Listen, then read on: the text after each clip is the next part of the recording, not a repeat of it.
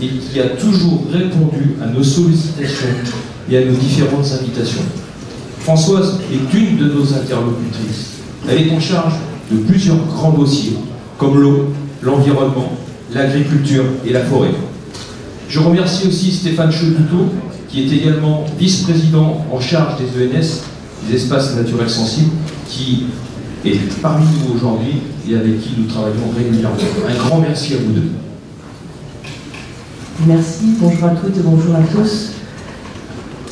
Alors effectivement, Sylvie Marcilly n'a pas pu nous rejoindre ce matin, donc elle m'a demandé de la représenter.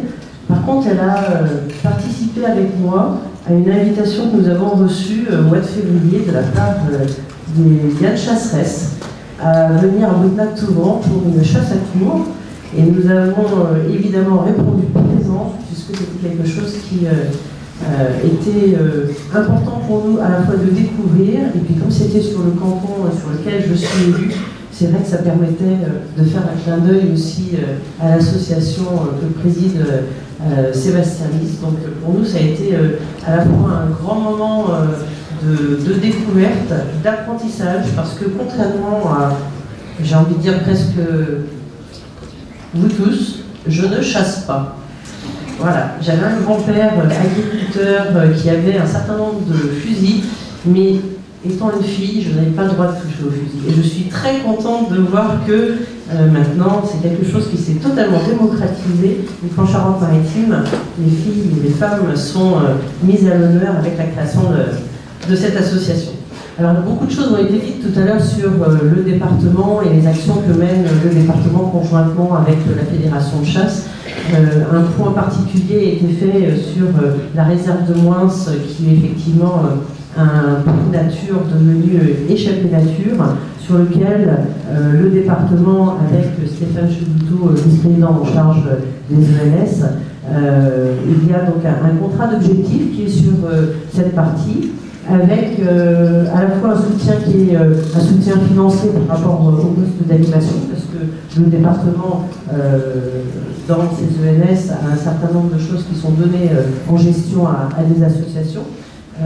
Et puis surtout, il y a tout un travail de pédagogie, et je crois que c'est un des mots forts qui a été employé tout à l'heure, et pédagogie parce que tout le monde ne connaît pas la chasse, et ceux qui ne connaissent pas la chasse ne peuvent pas forcément tout comprendre. Il y a des codes, il y a des actions, il y a des manifestations, il y a des choses plus ou moins emblématiques que vous connaissez par cœur, mais que nous, quand on n'est pas chasseurs, nous avons parfois du mal à appréhender.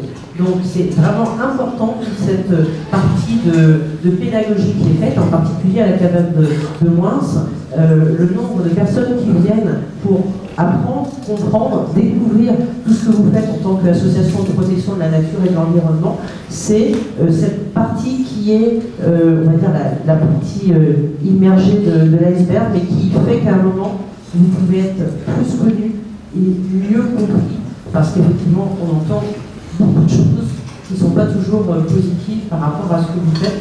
Alors que quand on connaît un petit peu et qu'on commence à apprendre, je pense qu'il y a énormément de choses qui se dévoilent et qui deviennent beaucoup plus rapides. Alors, comme je le disais, il y a beaucoup de choses qui ont été dites, donc je ne vais pas forcément revenir sur tout.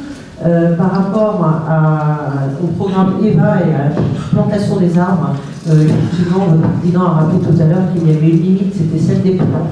Et ça, c'est un travail qu'on fait avec la Chambre d'agriculture et pour laquelle j'ai vraiment œuvré dans le mandat précédent parce qu'on a doublé le montant que le département avait mis à disposition pour pouvoir acheter des plants. On va continuer. Gilles Gay, qui est maintenant vice-président en charge de l'agriculture, et dans cet objectif, on sait que la plantation de haies est quelque chose d'important. Tout le monde en est conscient. Et j'ai vu sur les différents lieux de plantation cette année, j'ai vu sur les différents lieux de plantation cette année qu'en fait, à chaque fois qu'il y avait des plantations, que ce soit par le monde agricole ou par les communes, les chasseurs étaient à l'œuvre. Et ça, moi, je vous en remercie parce que je pense que c'est une des choses qui fait que ce programme EVA a pu prendre de l'ampleur. Et on est effectivement pratiquement entre 40 et 50 km de haies plantées chaque année sur les dernières années. Et il faut que ça continue. C'est vraiment emblématique et on connaît tous les atouts que peuvent apporter ces haies. Dans un des documents qui vous a été remis, effectivement, on a beaucoup d'explications. Après, sur le sujet eau, donc eau et marais, évidemment, donc il y a les questions de mares d'automne, de remplissage de mares d'automne. Donc ça, ce sont des sujets qu'on travaille avec la DDTM, et pour certains d'entre vous, peut-être que vous savez, je suis aussi présidente du syndicat mixte des réserves de substitution, donc on a des dossiers importants avec la Chambre d'agriculture et puis la DDTM, donc sujet d'eau emblématique. Je ne prendrai pas trop de temps parce que moi j'ai pas mis le chrono à sonner, mais je sens que je vais dépasser les 8 minutes. Voilà, donc un travail à la fois vigilant, attentif, constructif, parce que c'est quelque chose qui est important et qui caractérise la Fédération de chasse dans chaque chose qu'on voit au niveau du département dans notre travail. Et puis, quelque chose qui est peut-être un petit peu moins connu, quoique, c'est la participation financière par rapport à la lutte contre les envahisseurs. Non, ce n'est pas ça. Les ésodes, voilà, exactement. Donc, par rapport à la Fodon, on intervient sur une partie, là où il y a des conventions avec le département et les EPCI. Donc on a une intervention financière aussi sur ce sujet.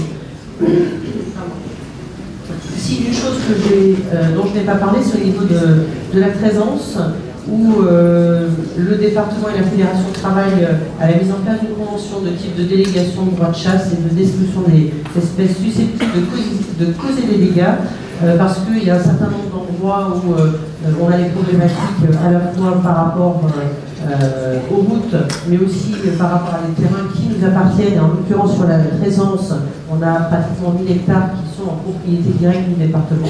Donc, un travail collaboratif, là aussi, qui me paraît fort important à poursuivre. Un petit peu aussi sur le domaine public fluvial, mais j'ai envie de dire que ça, c'est plus sur la partie des marais nord de Rochefort, en lien aussi avec la cabane de Moins et le classement en réserve régionale qui a été énoncé tout à l'heure. Voilà, je pense que j'ai fait à peu près le tour. Donc, en conclusion, j'ai envie de dire que nous, au niveau du département, on est sur la solidarité territoriale, donc on est sur l'ensemble du département. Donc, le fait que vous soyez dans chaque commune, le travail, il est important. S'il y a des choses qui sont un petit peu complexes, n'hésitez pas à revenir soit vers vos élus cantonaux, soit vers vos techniciens pour qu'ils puissent revenir vers nos techniciens, parce que je pense que le dialogue est vraiment la première chose à mettre en place. Quand il y a un conflit, il ne faut pas que ça dure, il ne faut pas que ça s'envenime. Il y a beaucoup d'atouts à partager, donc soyons ensemble constructifs, continuons ensemble à être constructifs. Il y a beaucoup de choses à défendre ensemble et on pourra ainsi continuer à avancer sur les dossiers, dans les contrats d'objectifs, sur l'eau, sur les marais et sur toutes les zones du département dans lesquelles vous êtes impliqués. Merci.